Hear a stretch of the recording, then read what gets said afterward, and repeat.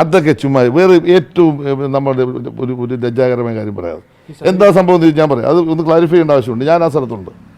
ബഹുമാനായ മുഖ്യമന്ത്രി തലേദിവസത്തോടെ വന്നു. നിങ്ങൾ മനസ്സിലാക്കിക്കോണം. ഇതൊക്കെ നമ്മുടെ നാട്ടിൽ ഇങ്ങനെ എന്താ പറയുന്നത് നുണപ്രചരണം നടത്തുക.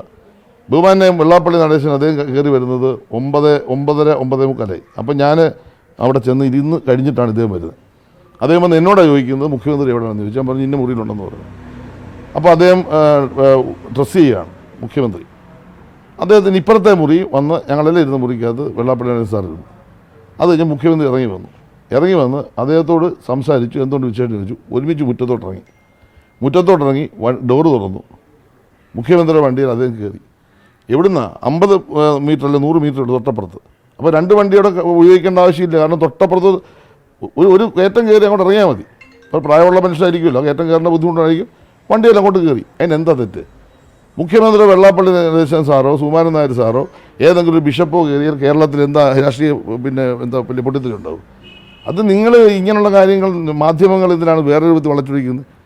ബഹുമാനായ കേരളത്തിൻ്റെ മുഖ്യമന്ത്രിയുടെ മതനിരപേക്ഷ ബോധത്തെപ്പറ്റി നിങ്ങൾക്ക് അറിയത്തില്ലേ? ഇവിടുത്തെ ഭൂരിപക്ഷ വർഗീയത RSSൻ്റെ നിലപാടിനെതിരെ ഏറ്റവും ശക്തമായി കേരളത്തിൽ പ്രതികരിക്കുന്ന ആളല്ലേ അദ്ദേഹം.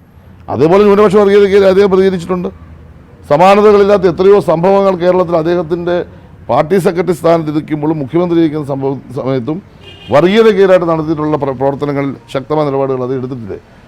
ഒരു യാദൃച്ഛികമായ ഒരു സംഭവത്തെ അങ്ങ് പർവ്വതീകരിച്ചിട്ട് UDFനെ അതൊരു ക്യാമ്പയിനാക്കി അത് കേരളത്തിൽ മുഴുവൻ ഒരു മതനേതാവ് മുഖ്യമന്ത്രിയുടെ വണ്ടിയെ കയറി എന്ന് പറഞ്ഞാൽ മുഖ്യമന്ത്രിയുടെ വണ്ടിയെ മതനേതാക്കന്മാർ പലരും കയറി കാണും. അതിനെന്താ അങ്ങനെ മതനേതാവ് ഞങ്ങളോ കയറാറില്ല, രാഷ്ട്രീയക്കാർ കയറാറില്ലേ?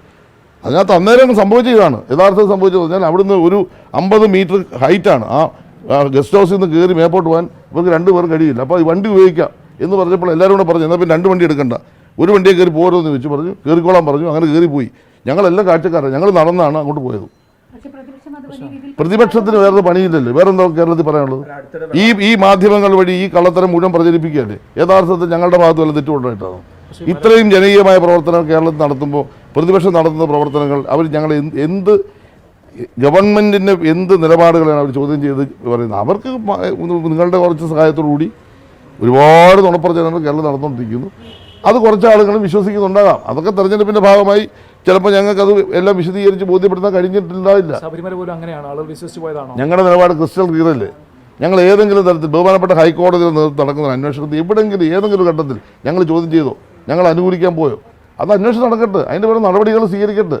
അതിൻ്റെ കേസുമായി ബന്ധപ്പെട്ട് പ്രോസിക്യൂഷൻ അതിൻ്റെ അവസാന ഭാഗത്തേക്ക് എത്തുമ്പോൾ ഞങ്ങളുടെ നിലപാടുകളെ സംബന്ധിച്ച് ഞങ്ങൾ വിശദീകരിച്ചാൽ പോരെ? ഇപ്പോൾ നമ്മളൊരാളെ സംബന്ധിച്ച് ഇപ്പോൾ അത് പറയേണ്ട കാര്യമില്ലല്ലോ. ഞങ്ങളുടെ നിലപാട് ക്രിസ്റ്റൽ ക്ലിയർ ആണെന്ന് പാർട്ടി സെക്രട്ടറി പറഞ്ഞു കഴിഞ്ഞു. ഇതെല്ലാം ബോധപൂർവമായി കേരളത്തിൽ കൊണ്ടുവരിക. അത് തന്നെ പറഞ്ഞാൽ ഒരു പാരഡി ഗാനം, ലോകത്തെ ഏറ്റവും വലിയൊരു സംഭവമുണ്ട് പാരഡി ഗാനം. ജയിച്ച ആളിനെ മനസ്സിലായല്ലോ, എങ്ങനെയാണ് അത് ജയിപ്പിച്ചതെന്ന് മനസ്സിലായല്ലോ. ശബരിമലയോട് പുള്ളിക്ക് ഭയങ്കര ഹൃദയബന്ധം ഉള്ളതുകൊണ്ടങ്ങ് ജയിച്ചു പോയതാണ്. ഇതൊക്കെ എവിടുന്നാണ് ഉണ്ടായെന്നും ഇത് എവിടുന്നാണ് ഇത് സൃഷ്ടിക്കപ്പെടുന്നതെന്നും ഇത് കേരളത്തിൽ ഏതെല്ലാം തരത്തിലാണ് വർഗീയവൽക്കരണത്തിന് പ്രോത്സാഹനം കൊടുക്കുന്നതൊക്കെ കൃത്യമായി മനസ്സിലാകുന്നവരാണ് കേരളത്തിൽ ജനങ്ങൾ. ഇതെല്ലാം മനസ്സിലാക്കിയുള്ള തിരിച്ചടിയായിരിക്കും അടുത്ത നിയമസഭാ തെരഞ്ഞെടുപ്പിൽ കോൺഗ്രസിന് ലഭിക്കാൻ പോകുന്നതെന്ന് നിങ്ങൾ എഴുതി വെച്ചു. ഞങ്ങൾ അത്തരം കാര്യങ്ങളെപ്പറ്റി ഞങ്ങളത് ഉപയോഗിക്കേണ്ട കാര്യമില്ല. ഞങ്ങളുടെ മുഖ്യമന്ത്രി തന്നെ വിശദീകരിച്ചല്ലോ, പറയേണ്ട കാര്യങ്ങളെ പറയാവുന്നത്. പിന്നെന്താ അതിനകത്ത് സംബന്ധിച്ച് ഞങ്ങൾക്ക് അദ്ദേഹത്തിൻ്റെ അഭിപ്രായം ശരിയാണോ തെറ്റാണ് ഞങ്ങൾ പറയേണ്ടത്. ഞങ്ങളുടെ മുഖ്യമന്ത്രി ചേർത്തല നടന്ന സമ്മേളനത്തിൽ തന്നെ ചില കാര്യങ്ങൾ ശ്രദ്ധിച്ചേ പറയാവൂ എന്ന് മുഖ്യമന്ത്രി പറഞ്ഞല്ലോ. അതിനെന്താ അത് പറയാനുള്ള ധൈര്യം മുഖ്യമന്ത്രി കാണിച്ചോളൂ, വേറെ ആരും പറഞ്ഞോ? അല്ല അത് ശരി. അദ്ദേഹം ചോദിച്ച പോലെ അയിത്തമുണ്ട്. അദ്ദേഹം കേരളത്തിലെ ഏറ്റവും വലിയൊരു സമുദായ പ്രസ്ഥാനത്തിൻ്റെ നേതാവാണ്. ആ സമുദായ പ്രസ്ഥാനത്തെ 30 വർഷം നയിക്കുന്ന ഒരു നേതാവാണ്. അദ്ദേഹം പറഞ്ഞ കാര്യത്തെപ്പറ്റി ഞങ്ങളുടെ അഭിപ്രായം അദ്ദേഹത്തിൻ്റെ സാന്നിധ്യത്തിൽ കേരളത്തിൻ്റെ മുഖ്യമന്ത്രി വിശദീകരിച്ചു. ആ പ്രശ്നം അവിടെ തീർന്നു. ഇനി അത് കൂടുതൽ നമ്മൾ പ്രതികരിക്കേണ്ട കാര്യമില്ല. അതോടൊപ്പം തന്നെ ഒരു കാര്യമുണ്ട്. അതായത് ആ സമയം തന്നെയാണ് ഈ മലപ്പുറം പോലുള്ള സ്ഥലങ്ങളിൽ ഈ ന്യൂനപക്ഷ വോട്ടുകളുടെ ഒരു ഏകീകരണം ഉണ്ടായിട്ടുണ്ടെന്നുള്ളത് ഒരു വസ്തുതയാണല്ലോ. ന്യൂനപക്ഷ വോട്ടുകൾ എങ്ങനെ ഏകീകരിച്ചത്?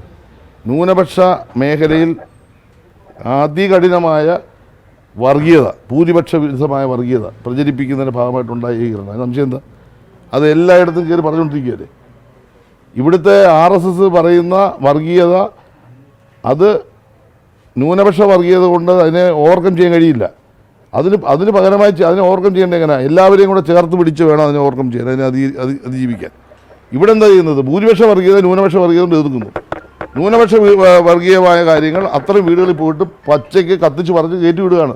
അപ്പോൾ വികാരം കൊള്ളുകയാണ്. അതുപോലെ തന്നെയാണ് ഭൂരിപക്ഷ വീടുകളിൽ പോയി തിരിച്ചും പറയുന്നത്. ഇത് രണ്ടും പറയാൻ ഞങ്ങൾക്ക് അറിയില്ല, ഞങ്ങളിത് പറയാറുമില്ല. ഞങ്ങൾ പറയുന്ന രാഷ്ട്രീയമാണ്. അത് രണ്ടും പറയുന്നതിൻ്റെ അടിസ്ഥാനത്തിൽ കുറച്ച് വോട്ട് അവർ കിട്ടിയിട്ടുണ്ടാകും, ഇല്ലെന്ന് ഞങ്ങൾ പറയുന്നില്ല. അത് രണ്ടിനുമെതിരെ ജനങ്ങളെ അണിനിരത്തി ജനങ്ങളെ ബോധവൽക്കരിച്ച് നമ്മുടെ രാജ്യത്തിൻ്റെ മതനിരപേക്ഷത ഉയർത്തിപ്പിടിക്കാൻ എല്ലാവരെയും ഒരുമിപ്പിക്കുക, ഒരു പ്ലാറ്റ്ഫോം കൊണ്ടുവരിക എന്ന നിലപാടാണ് ഇടതുപക്ഷ മുന്നണിയും CPM സ്വീകരിക്കുന്നത്. ലോകത്തെവിടെയായാലും ഏത് സമയത്തും 24 വാർത്തകളും ഓഗ്മെന്റഡ് റിയാലിറ്റി പാക്കേജുകളും എക്സ്പ്ലെയിനറുകളും വിശദമായി കാണാൻ ഞങ്ങളുടെ യൂട്യൂബ് ചാനൽ നിങ്ങൾക്ക് സബ്സ്ക്രൈബ് ചെയ്യാം.